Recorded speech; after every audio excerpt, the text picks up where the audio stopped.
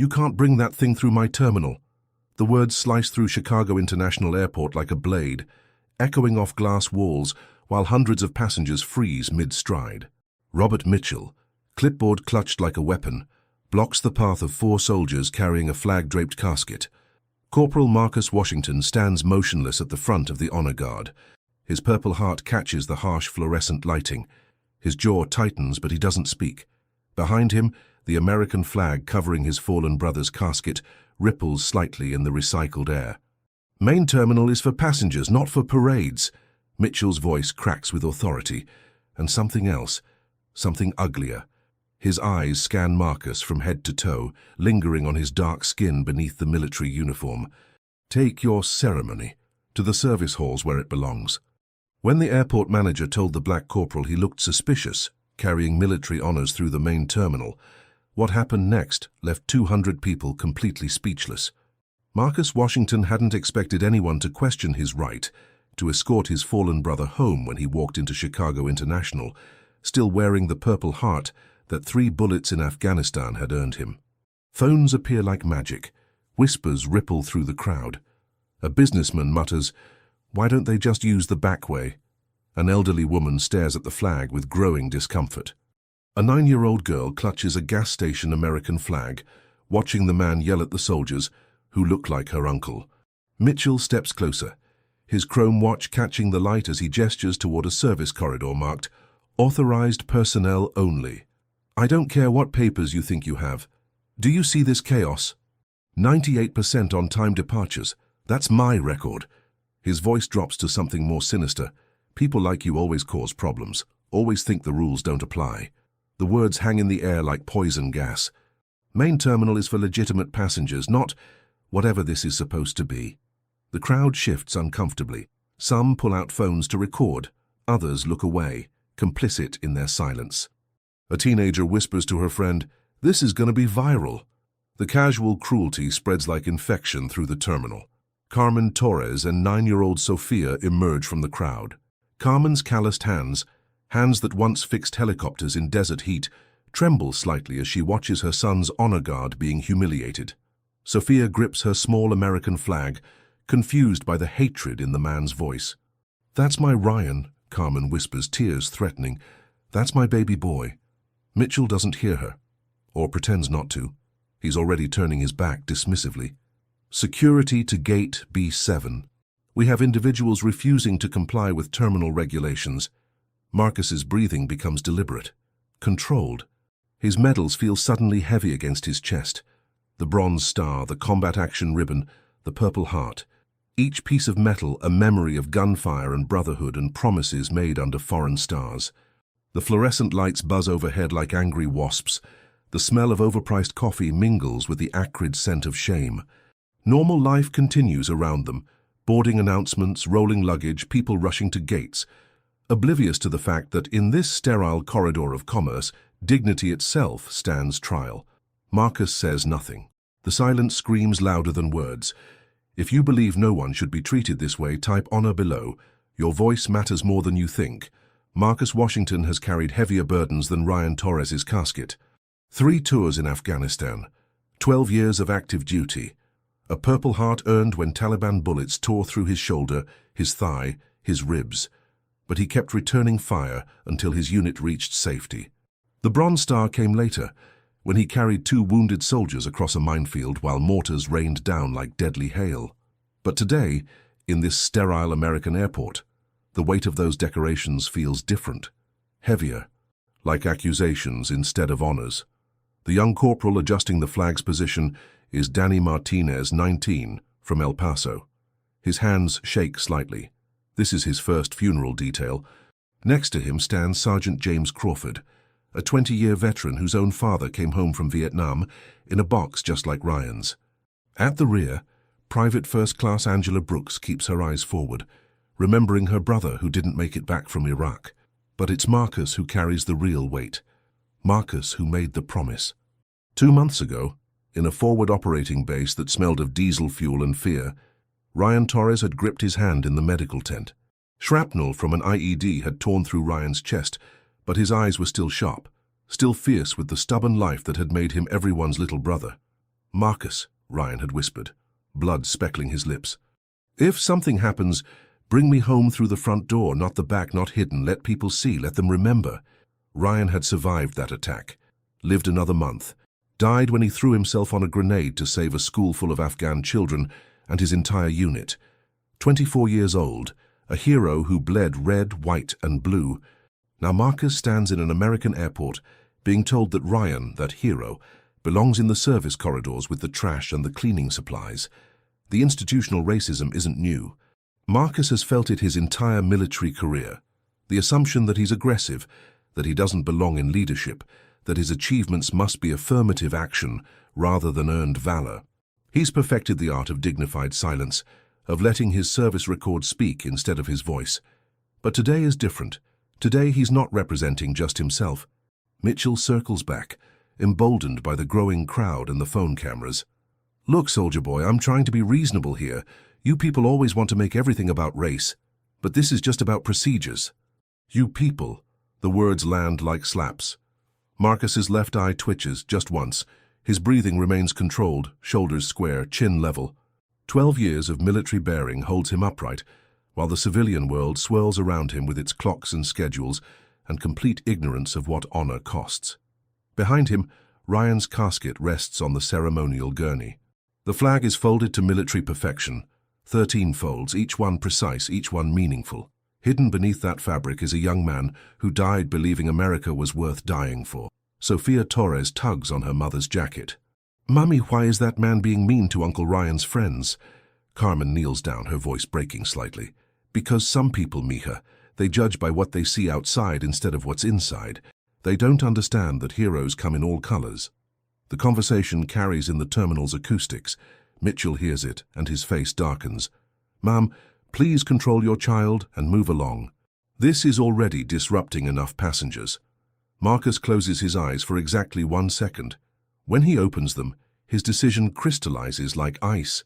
He will not move Ryan Torres to the service corridor. Not today. Not ever. Documentation. Now. Mitchell's demand cuts through the ambient airport noise like a knife. His clipboard is raised like a shield, his stance wide and territorial. Around them, the crowd thickens with voyeuristic hunger. Phones raised, videos rolling, the modern coliseum of viral content creation. Marcus reaches into his breast pocket with deliberate slowness. Every movement is measured, controlled, designed to avoid any gesture that could be misinterpreted as aggressive. He produces a leather folder containing his military ID, the funeral authorization, the transport permits, all signed, stamped, and legitimate. Mitchell snatches the documents with unnecessary force. His eyes scan them with practiced suspicion, looking for any technicality, any excuse. The airport's fluorescent lights cast harsh shadows across his face as he flips through pages that authorize exactly what Marcus is doing.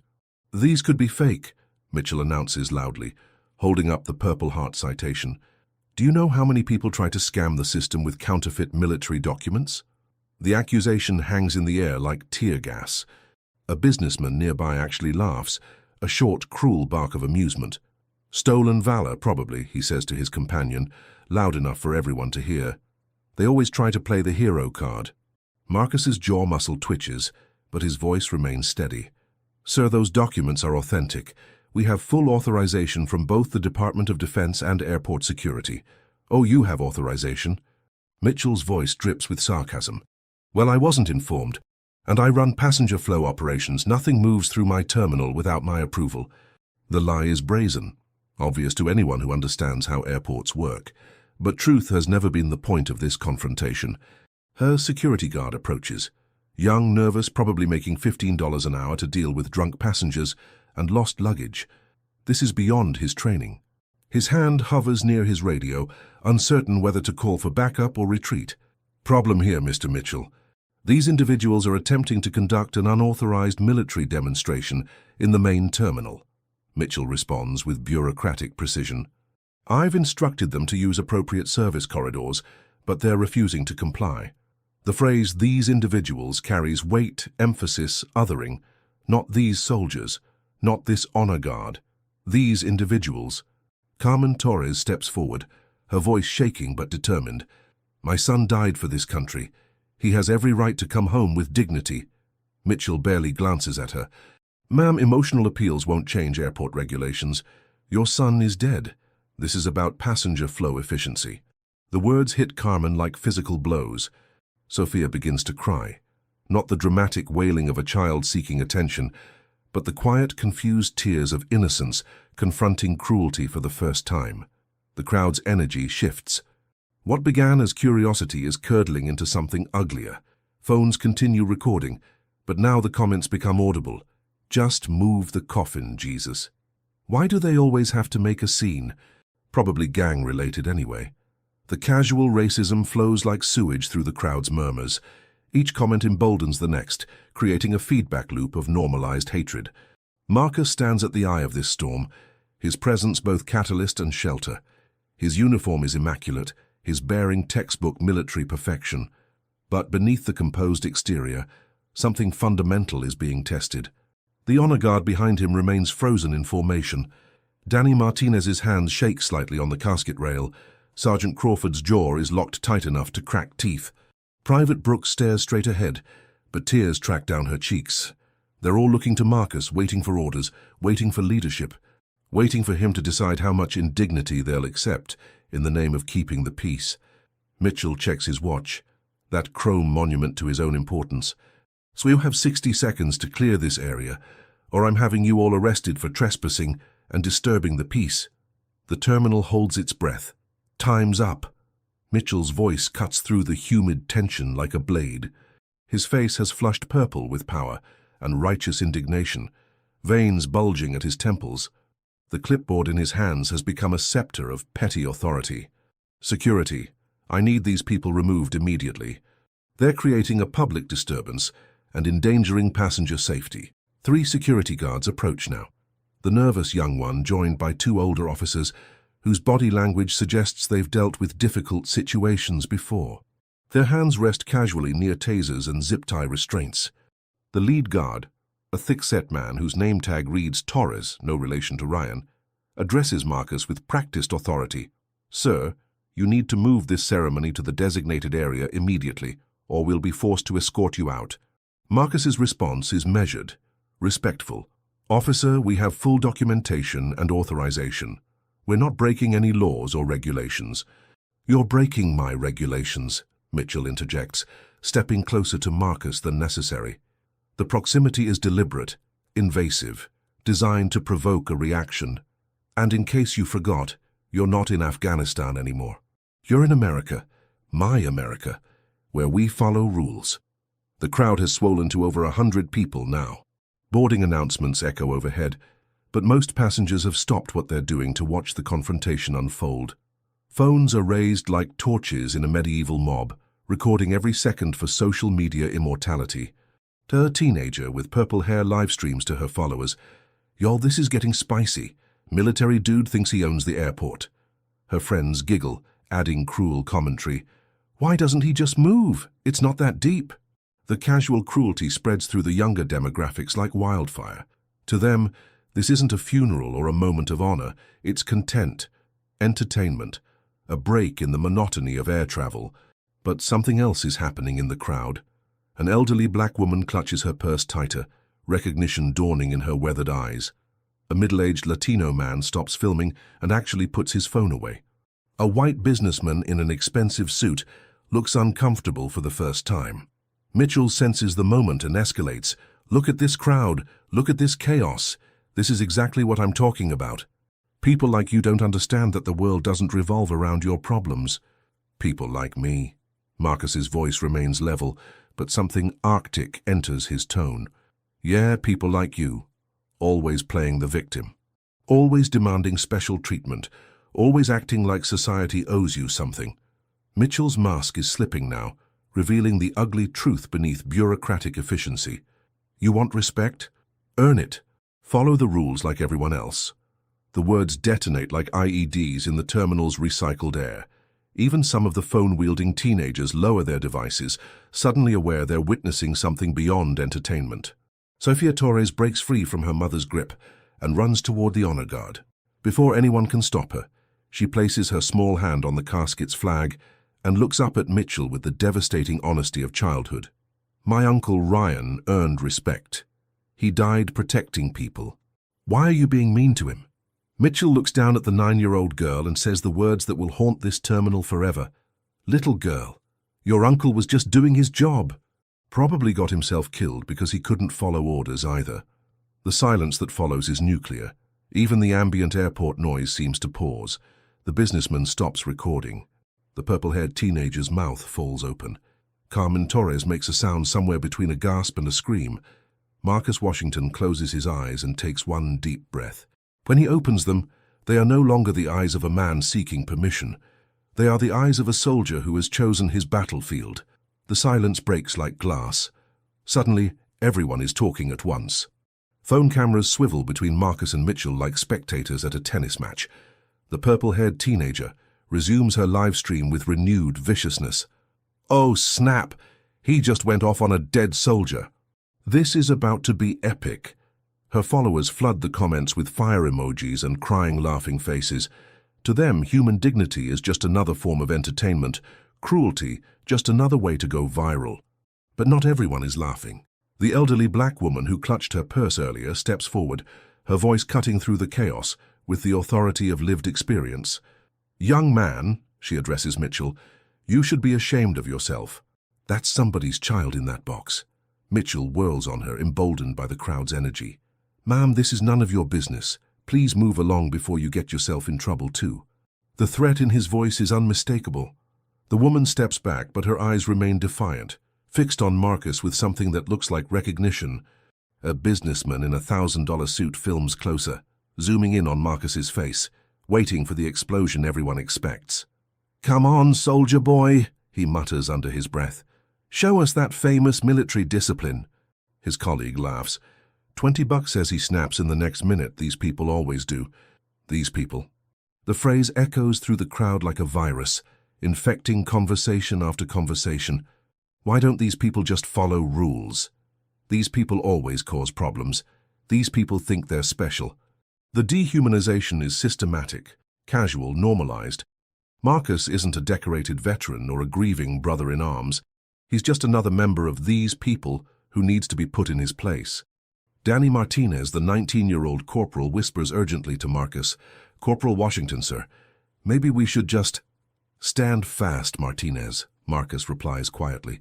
His voice carries the weight of command, the certainty of someone who has made a decision that cannot be unmade. We don't abandon our brothers. The security guards exchange glances. The situation is escalating beyond their comfort zone, beyond their training.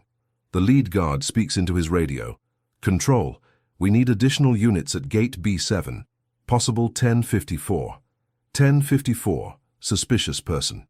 The code crackles through airport security channels. Within minutes, more guards will arrive, maybe police, maybe federal agents. The machinery of institutional power is grinding into motion, all focused on one black man who dared to claim his place in a public space. Carmen Torres pulls Sophia close, shielding her daughter from the growing hostility. But Sophia breaks free again, her child's sense of justice burning bright. He's not suspicious, he's a hero, look at his ribbons. She points at Marcus's chest, at the Purple Heart, the Bronze Star, the Combat Action Ribbon. But the crowd barely glances at the decorations. They see what they want to see. A black man causing problems, disrupting order, refusing to know his place. A gate agent whispers to her colleague, "Why don't they just go around?" What's the big deal? The whisper carries, multiplies, becomes a chorus of willful ignorance. Just use the back entrance. Stop making everything about race. Some people make problems out of nothing. Mitchell feeds off the crowd's energy like a vampire. He straightens his tie, adjusts his clipboard, and addresses the gathering audience. Ladies and gentlemen, I apologize for this disruption. Unfortunately, some individuals believe rules don't apply to them. We're working to resolve this situation quickly so you can continue your travels. The speech is calculated, designed to position him as the reasonable authority figure dealing with unreasonable people. The crowd murmurs approval. Someone actually applauds. Marcus stands in the center of this storm of normalized hatred, his dignity intact but under siege. And still, he doesn't move. The memory hits Marcus like mortar fire. Afghanistan. March 15th. Forward Operating Base Chapman. Ryan Torres, barely 24, with oil-stained hands from fixing vehicles and a laugh that could cut through desert heat. Marcus had been cleaning his rifle when Ryan approached, nervous energy crackling around him like electricity. "Marcus, man, I need to tell you something. About home." They'd sat on ammo crates while sunset painted the mountains red. Ryan talked about Sophia, how she'd started first grade, how she drew pictures of him in his uniform and sent them in care packages that smelled like Carmen's kitchen. "She thinks I'm some kind of superhero," Ryan had laughed, but his eyes were serious. "What happens when she finds out I'm just scared all the time?" Marcus had looked at this kid, this brave, terrified kid who volunteered for every dangerous mission, who fixed everyone's gear before his own, who shared his rations with hungry Afghan children, and said, "Heroes aren't people who aren't scared, brother. Heroes are people who do the right thing anyway." 3 weeks later, Ryan Torres proved that truth with his life. The IED had been hidden in a schoolyard wall. Intel suggested Taliban fighters were using the school as a weapons cache. The mission? Secure the building, evacuate any civilians, neutralize the threat. They'd found 37 children inside. 37 kids, ages 6 to 14, being used as human shields by 3 insurgents who'd rigged the entire building with explosives. The firefight lasted 17 minutes. Marcus took shrapnel in his shoulder, his thigh, his ribs. Sergeant Crawford caught bullets in both legs. Private Brooks was concussed by a blast that threw her 15 feet. But Ryan saw the grenade rolling toward the cluster of children cowering in the corner, saw the pin already pulled, the lever already released, had maybe 3 seconds to make a choice that would define not just his life, but theirs. He didn't hesitate. Ryan Torres threw himself on that grenade like it was a tackle in a high school football game. The explosion tore through his body, but absorbed the shrapnel that would have killed a dozen children. His last words, whispered to Marcus as blood bubbled from his lips, were, "Tell Sophia her superhero kept his promise." The army called it heroic action in the face of enemy fire. The children called him the Angel Soldier. Sophia calls his grave marker Uncle Ryan Star because that's what the Medal of Honor citation looks like to a 9-year-old girl. Now Marcus stands in an American airport, listening to a petty bureaucrat insult the memory of that sacrifice, listening to strangers laugh at a hero's funeral, watching his country, the country Ryan died defending, treat his honor guard like criminals. The weight of those memories settles on Marcus's shoulders like equipment gear. Heavy, familiar, necessary. In his breast pocket next to his heart, Marcus carries Ryan's final letter home, the one that arrived 2 weeks after the funeral, delayed by military mail systems and bureaucratic processing. The one that ends, "If something happens to me, Marcus will bring me home the right way. He's that kind of man." Mitchell continues his performance for the crowd, his voice rising with theatrical indignation. This is exactly the kind of entitled behavior that ruins things for everyone else. Military service doesn't give you the right to ignore civilian authority. The businessman with the expensive suit nods approval. Exactly. Just because you wore a uniform doesn't make you special. Just because you wore a uniform. Marcus looks at this man, soft hands, soft life, soft understanding of what wearing a uniform actually costs, and feels something cold settle in his chest. Ryan Torres died so this man could stand in an American airport and feel safe enough to mock military service. The irony tastes like blood and cordite. Step away from the casket, now. The command comes from Officer Bradley Chen, a 20-year veteran of airport security, whose hand rests on his taser with practiced readiness. He's flanked by 4 additional guards, their presence transforming the gathering from audience to potential arrest situation. Marcus doesn't move. His hands remain clasped behind his back, his posture rigid with military bearing. But something in his stillness has changed, from respectful compliance to immovable resolve. "Sir, you are disrupting airport operations and creating a public safety hazard," Officer Chen continues, his voice carrying the weight of institutional authority. "If you do not comply immediately, you will be subject to arrest for trespassing and disturbing the peace."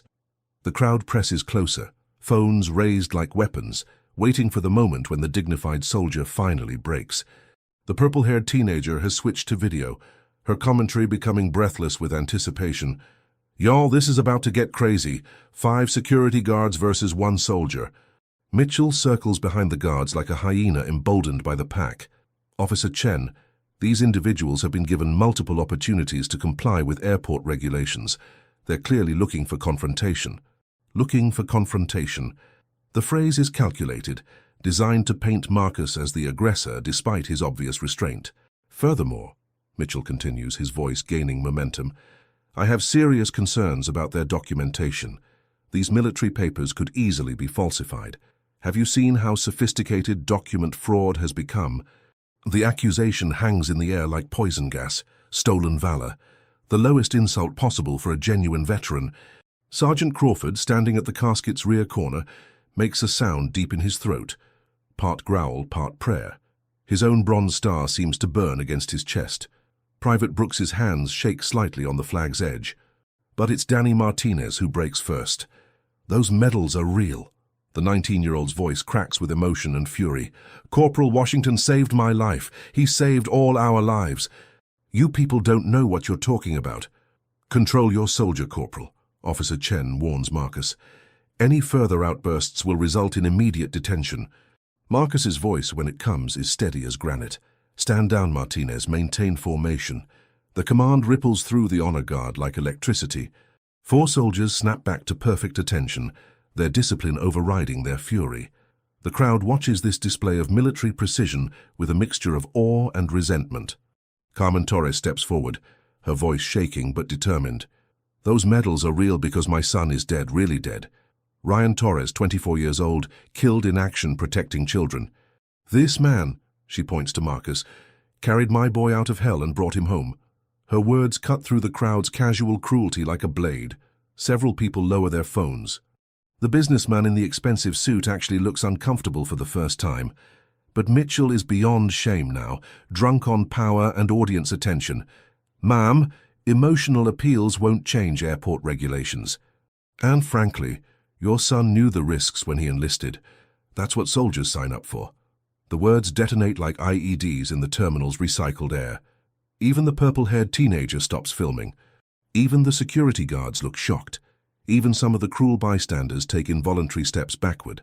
Sophia Torres, 9 years old, looks up at Mitchell with the devastating clarity of childhood innocence. You're a bad man. Uncle Ryan died protecting kids like me, and you're being mean to him. Mitchell looks down at this small girl and says words that will echo through this terminal forever. Little girl, your uncle was a fool who got himself killed for strangers. Real Americans take care of their own families first.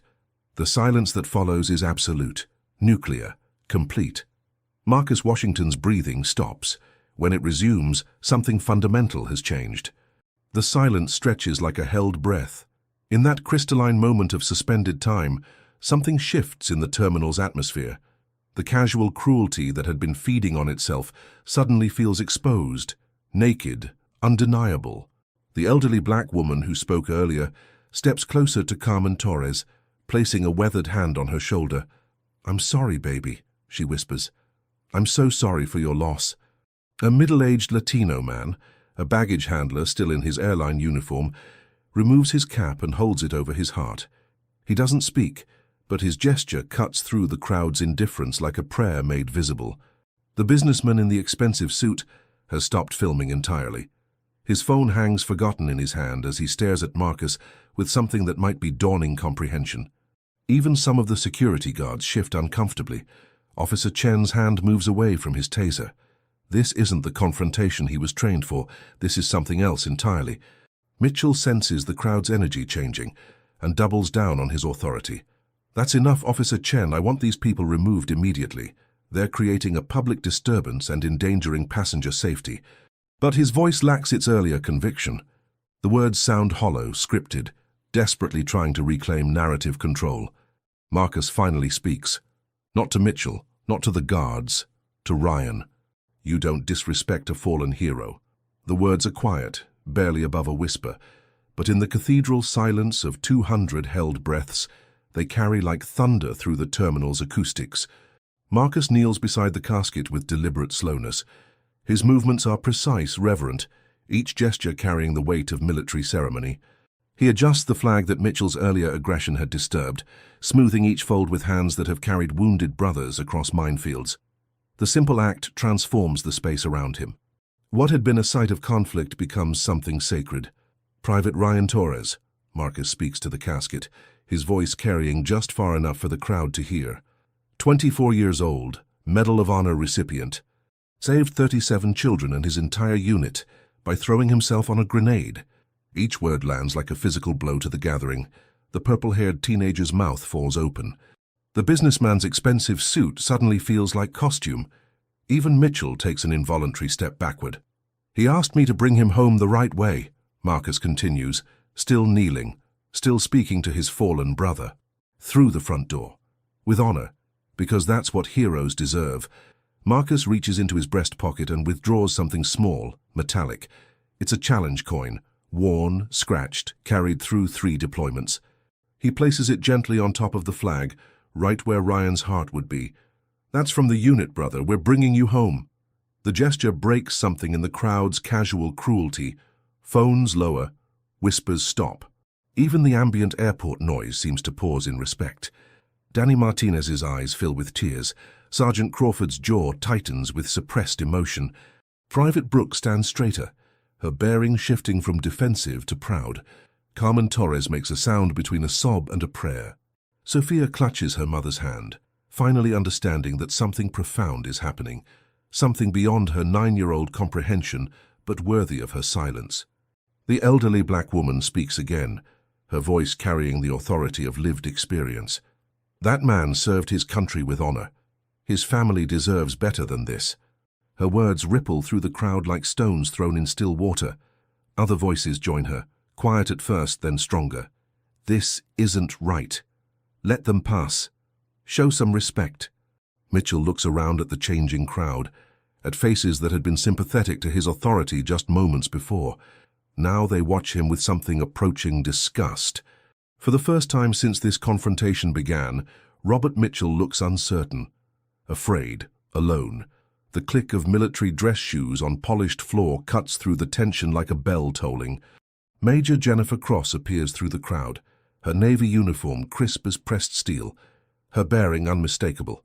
She's 50-something, with silver threading through her hair and eyes that have seen enough combat zones to recognize the difference between authority and bullying. The crowd parts instinctively as she approaches. Even the security guards straighten, recognizing superior presence when they see it. What exactly is happening here? Her voice carries the quiet authority of someone accustomed to being obeyed immediately and without question. Mitchell seems to deflate slightly, but rallies his bureaucratic courage. Major, I'm Robert Mitchell, Operations Director. These individuals are disrupting passenger flow and refusing to comply with airport regulations. I've ordered them to use service corridors, but they're creating this situation. Major Cross doesn't even glance at Mitchell. Her attention is fixed entirely on Marcus, one soldier recognizing another across the artificial barriers of rank and service branch. She sees the Purple Heart, the Bronze Star, the Combat Action Ribbon. She notices the challenge coin on the flag. More importantly, she sees the quiet dignity of someone who has carried heavier burdens than bureaucratic humiliation. Corporal, she says, her voice respectful. Who are we honoring today? Marcus rises smoothly from his kneeling position, snapping to attention with textbook military bearing. Private Ryan Torres, ma'am, 24 years old, Medal of Honor recipient. Killed in action, Afghanistan, protecting civilian children and his unit from enemy explosive device. The crowd goes absolutely silent. Medal of Honor. The words hang in the air like lightning, impossible to ignore or diminish. Major Cross nods slowly, her expression shifting to something approaching reverence. And you are escorting Private Torres home? Yes, ma'am, as promised. Something passes between them. Recognition, respect, understanding that transcends rank and service branch. Major Cross turns to Mitchell, and when she speaks, her voice has dropped to absolute zero. Mr. Mitchell, I am Major Jennifer Cross, United States Navy, and I am relieving you of authority in this situation. Please step aside. You can't do that. I run passenger operations. This is highly irregular. Mr. Mitchell. The temperature in her voice could freeze helium. I am a senior federal official in this terminal. This is a United States Military Honor Guard escorting a Medal of Honor recipient. You will step aside, or you will be removed by federal marshals. Those are your options. Mitchell's face cycles through purple to white to grey. Around him, the crowd watches this exchange like spectators at a chess match where the king has just been checkmated. The purple-haired teenager whispers to her phone, "Oh, snap, the real military just showed up." But her voice lacks its earlier cruelty. Something in Major Cross's presence has sobered even the youngest observers. Major Cross addresses the crowd, her voice carrying easily through the terminal's acoustics. "Ladies and gentlemen, we are in the presence of an American hero coming home. Private Ryan Torres died protecting innocent children and his fellow soldiers. The least we can do is show him the respect he earned with his life." She turns back to Marcus, her tone softening slightly. "Corporal, you have full authorization to proceed through the main terminal. Take all the time you need. This hero deserves nothing less than our highest honor." Marcus nods sharply. "Thank you, ma'am." But Major Cross isn't finished. She looks out at the crowd, at faces that range from shame to curiosity to dawning understanding, and makes a decision that will transform this moment from confrontation to ceremony. "I'm going to ask everyone here to do something," she announces, her voice rising to carry throughout the terminal. "Form 2 lines, one on each side of this corridor. Give this hero and his family the honor they deserve." The response begins slowly. The elderly black woman is the first to move, stepping to the left side of the corridor and standing at attention with military precision that suggests her own history of service or loss. The Latino baggage handler joins her, his cap still held over his heart. Then something remarkable happens. The businessman in the expensive suit, the same man who had been filming and mocking just minutes earlier, steps forward and takes position on the right side. His movement seems to break a dam. One by one, two by two, the crowd transforms from audience to honor guard. The purple-haired teenager moves to the line, her phone tucked away, her expression serious for perhaps the first time in years. A gate agent emerges from behind her counter. An off-duty pilot in civilian clothes snaps to attention and renders a perfect salute. Even some of the security guards join the formation, recognizing that they are witnessing something beyond their protocols, something that demands participation rather than enforcement. Mitchell stands alone in the middle of the growing formation, looking lost and small. Major Cross approaches him, her voice quiet but carrying the weight of moral authority. "Mr.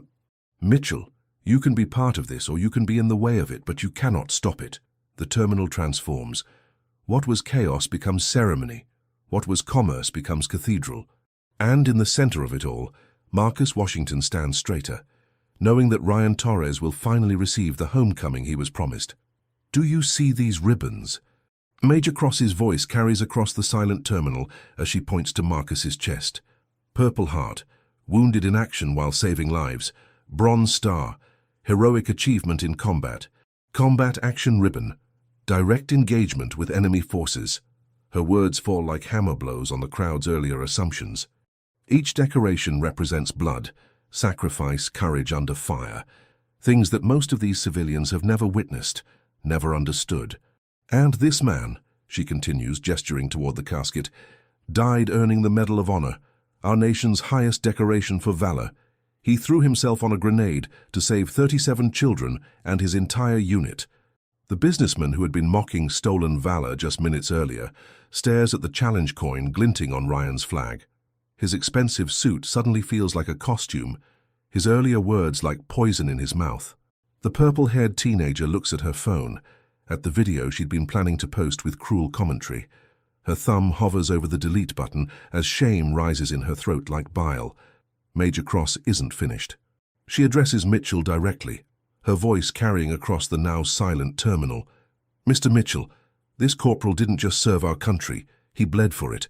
He watched his brothers die for it. He carried this hero out of hell so that hero could come home to his family." The crowd follows her gaze to Carmen and Sofia Torres. Carmen's weathered hands speak of years fixing military vehicles in desert heat. Sofia's small American flag, the plastic kind from gas stations, suddenly looks more sacred than the expensive flags flying outside government buildings. "And you," Major Cross continues, her voice like ice breaking, "you told this Gold Star family that their son was a fool who got himself killed for strangers." The words hang in the recycled air like a death sentence. Even the ambient airport noise seems to pause. Gate announcements stop. Rolling luggage goes quiet. The very building seems to hold its breath. Mitchell's face has gone grey. For the first time he seems to understand the magnitude of his words, the depth of his cruelty. Officer Chen, the security supervisor, steps forward and does something unprecedented. He removes his cap and approaches Marcus. "Corporal, I apologize. I should have recognized. I should have known." His voice breaks slightly. "My son is deployed in Syria. I should have known better." The apology ripples through the crowd like a stone thrown in still water. Other voices begin to emerge. "I'm sorry. We were wrong. Thank you for your service." But it's Sofia Torres who cuts through the adult complexities with childlike clarity. She walks up to the line of passengers and speaks with the devastating honesty that only children possess. "See? Uncle Ryan was a hero. The quiet man was protecting him from the bad man." Her words land like artillery shells. The quiet man, Marcus, who had endured insults and threats without raising his voice or his hand. The bad man, Mitchell, whose bureaucratic cruelty had been exposed for what it truly was. A woman in the line begins to cry, not the theatrical weeping of performance, but the quiet tears of genuine shame. "I filmed this," she whispers. "I was going to post it. I thought it was funny." The confession spreads through the crowd like wildfire. Phones emerge from pockets and purses. Videos are deleted. Comments are unsent. The viral mockery that had been building dies stillborn as people confront their own complicity.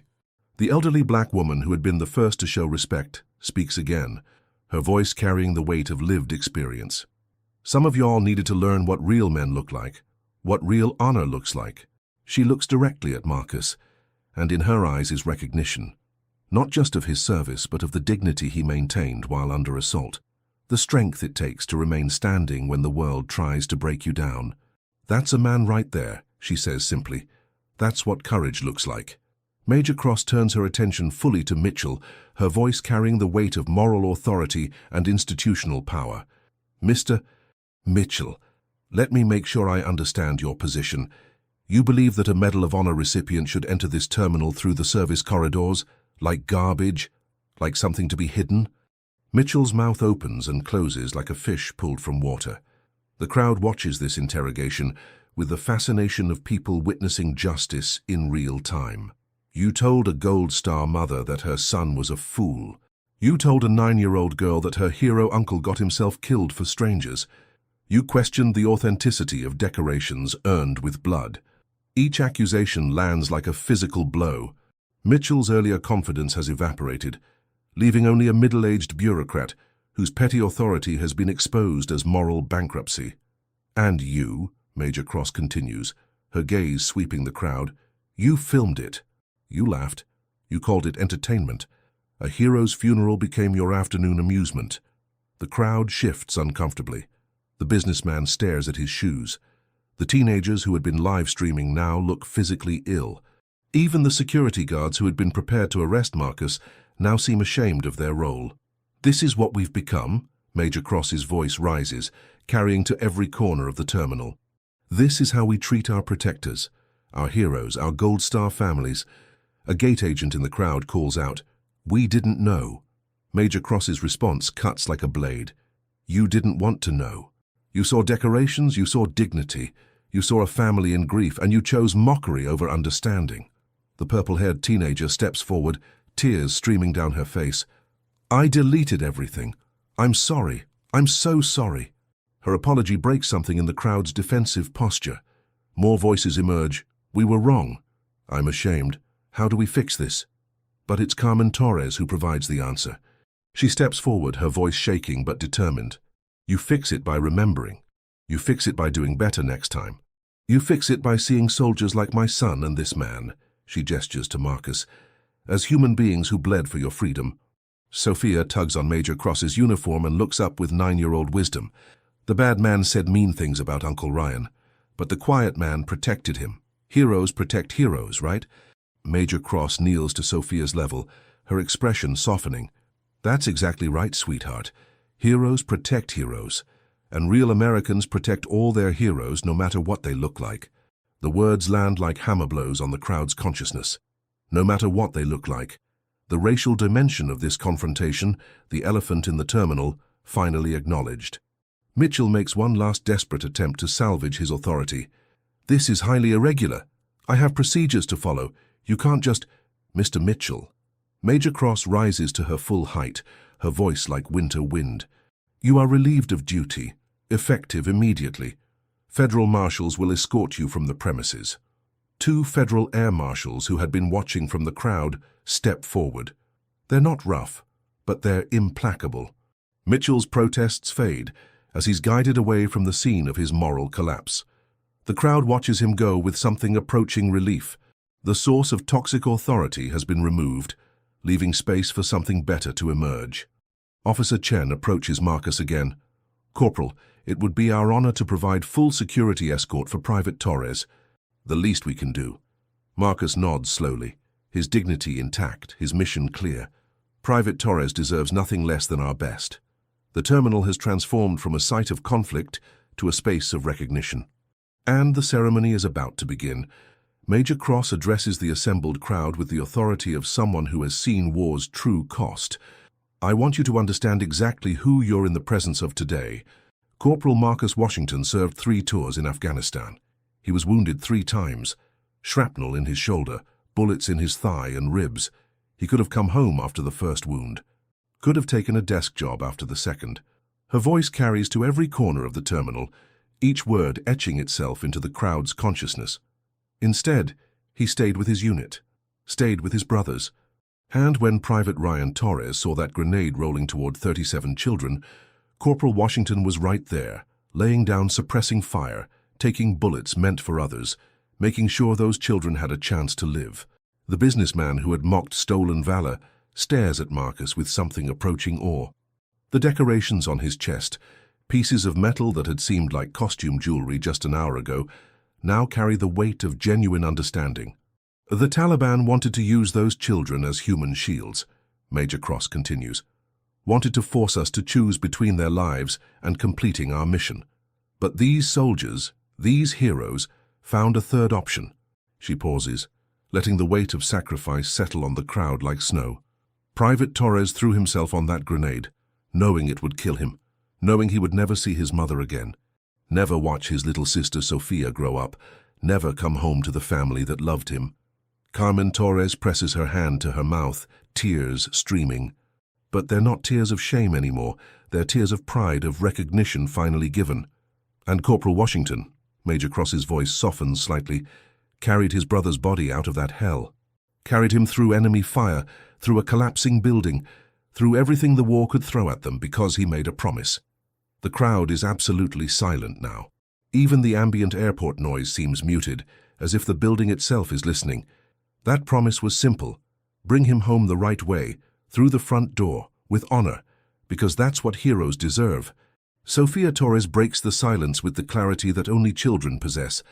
"Uncle Ryan saved the kids like me, and Marcus saved Uncle Ryan." The simple statement cuts through every adult complexity, every bureaucratic justification, every racial prejudice. Heroes saving heroes. Love protecting love. Major Cross nods to Sophia, then addresses the crowd again. "This man," she gestures to Marcus, "has done nothing wrong, has broken no regulations, has caused no problems. He simply claimed his right, his earned right, to honor a fallen brother in the space that brother died defending. The irony is devastating, undeniable. They had treated a war hero like a criminal for the crime of honoring another war hero." Officer Chen steps forward again, his voice thick with emotion. "Corporal Washington, I have a son in Syria. If something happens to him, I pray there's someone like you to bring him home with honor." The confession opens floodgates. Other voices emerge from the crowd. "My brother served in Iraq. My father came home from Vietnam. My daughter is deployed right now." Military families, Gold Star mothers, veterans in civilian clothes. They had been there all along, silent in the crowd, watching one of their own be humiliated for the crime of being black in public. The purple-haired teenager approaches Carmen Torres, her voice breaking. "Mrs. Torres, I'm sorry, I'm so sorry for laughing. Your son was a hero." Carmen takes the girl's hands in her own weathered ones. "Baby, you learned something today. That's what Ryan would want, for people to learn, to do better." The terminal fills with the sound of healing, of recognition. of a community finding its moral center. And in the middle of it all, Marcus Washington stands with the quiet dignity that started this transformation, ready to bring his brother home. If you believe dignity always finds its voice, even in silence, subscribe now. It's how we remember what must never be forgotten. The transformation is immediate and profound. Without a single order being given, the crowd reorganizes itself into two perfect lines flanking the corridor. The businessman stands at attention with military precision that suggests hidden history. The purple-haired teenager holds her head high, her earlier cruelty replaced by solemn respect. The elderly black woman takes position at the front of the left line, her bearing proud and defiant. Next to her, the Latino baggage handler removes his cap and places it over his heart. Behind them, gate agents emerge from their counters, pilots appear from crew lounges, and passengers abandon their boarding queues. Even the children in the crowd understand something sacred is happening. A toddler stops crying. A teenager puts away his gaming device. Sophia Torres stands with her mother, both holding their small American flag like a prayer. Officer Chen approaches Marcus with something that looks like reverence. "Corporal, we'd like to provide full honor escort. Our entire security team. We want to do this right." Marcus nods slowly, his voice steady. Private Torres would be honored. The security guards who had been prepared to arrest Marcus just minutes earlier now form their own honor formation. Officer Chen signals his team, and they take positions along the route to the gate. Major Cross addresses the assembled crowd. "Ladies and gentlemen, you are about to witness something sacred, the final journey of a hero coming home. I ask for your complete silence and respect." The terminal falls so quiet that the recycled air systems seem loud. 200 people stand in formation, waiting. Her gate agent hurries forward with tears in her eyes. "Corporal, the captain wants to upgrade the family to first class. The entire crew.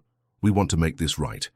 Carmen Torres starts to protest the expense, but Major Cross gently intervenes.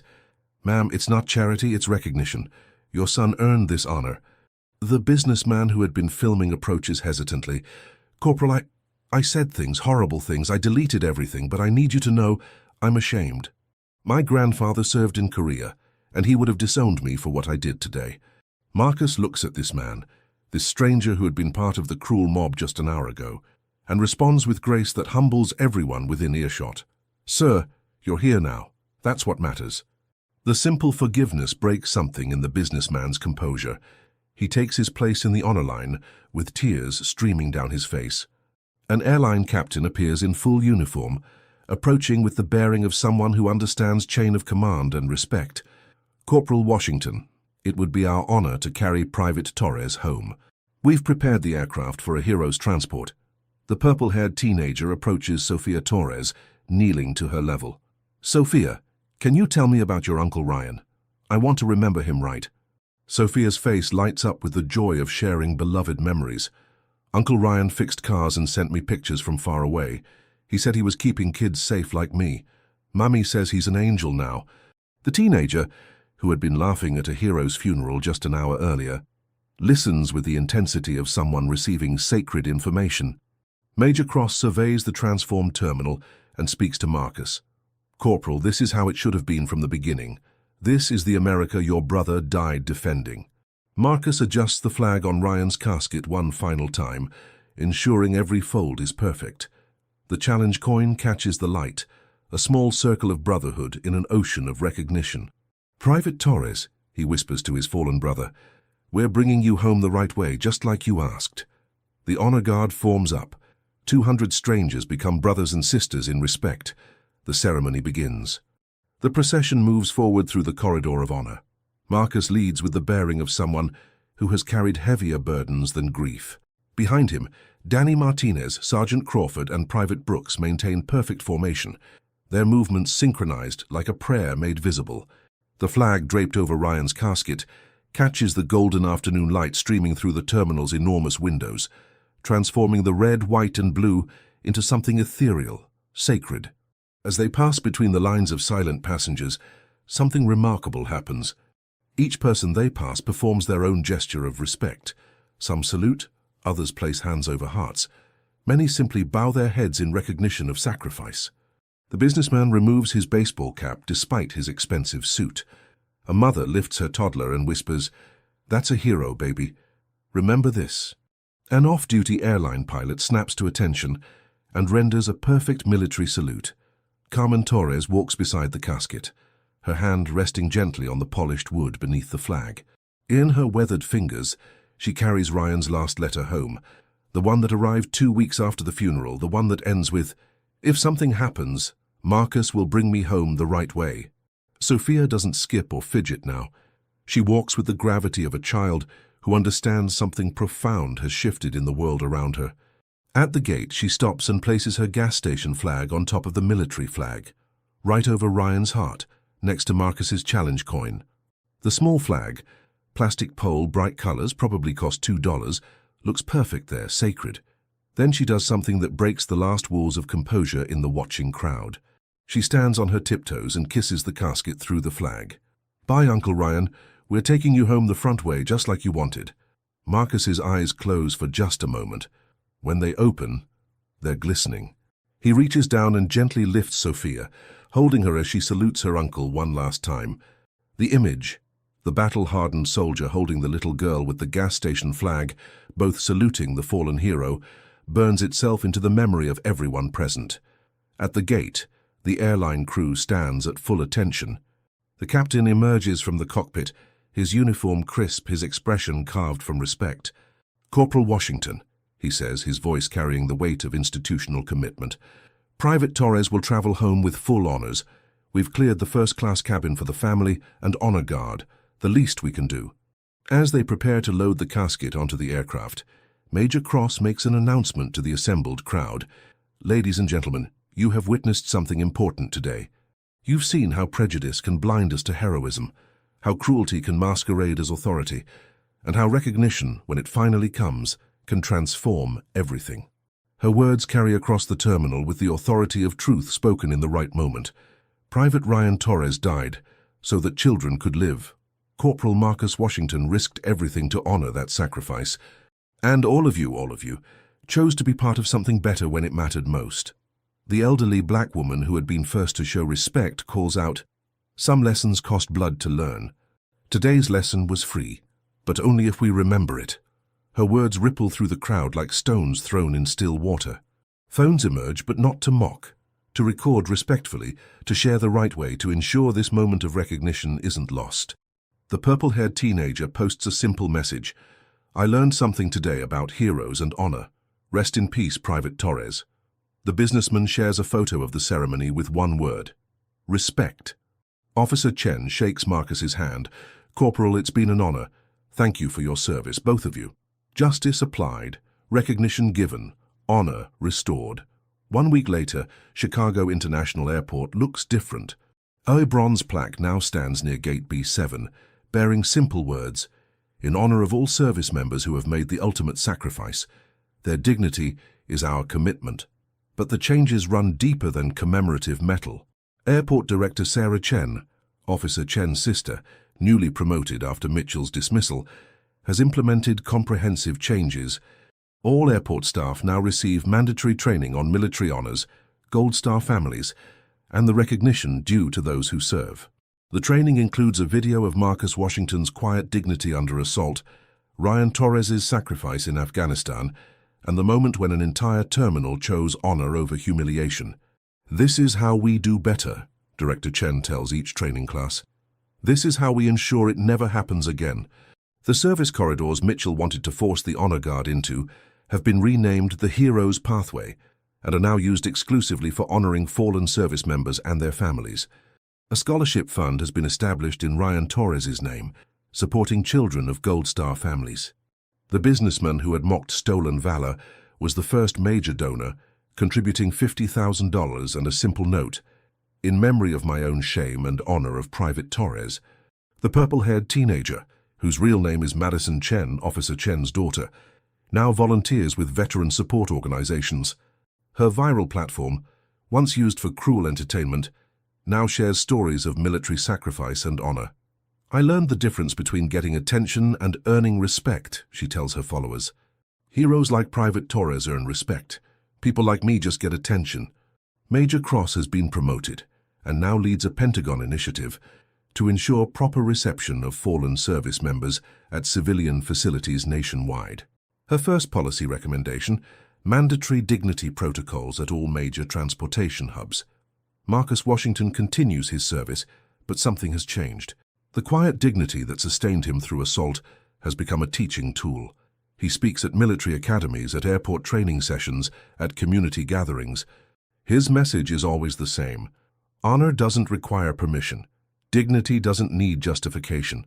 And sometimes the most powerful thing you can do is simply refuse to be moved. Carmen Torres has become an advocate for Gold Star families, ensuring they receive the recognition and support they deserve. She carries Ryan's final letter to every speaking engagement, reading his words about coming home the right way. Sofia Torres, now 10, understands more about her Uncle Ryan's sacrifice. She still carries an American flag, not the gas station variety anymore, but a proper flag that was flown over the Capitol in Ryan's honor. The terminal itself has been transformed. Gate B7 is now specifically designated for military honor flights. When families escort fallen heroes home, the entire terminal observes respectful silence. Passengers form honor lines voluntarily, without prompting or instruction. What was once a site of humiliation has become a place of reverence. The elderly black woman who first showed respect has become a regular volunteer, meeting military families and sharing her own history of loss and love. Some fights, she tells visitors, are worth having. Some stands are worth taking. Mitchell was terminated and banned from all federal facilities. His last recorded words at the airport were a mumbled apology that came too late to matter. But his departure created space for something better. The Chicago International model is being implemented nationwide. Airports in Dallas, Atlanta, Los Angeles, and New York have all adopted similar protocols. The Torres Standard, named for Ryan's sacrifice and Marcus's dignity, ensures that no military family will ever again face the humiliation that nearly broke their sacred mission. Honor has become policy. Dignity has become procedure, and every time a fallen hero comes home through those terminals, the staff remembers a corporal who refused to be moved and a private who died protecting children. Some changes are measured in policy, others are measured in souls.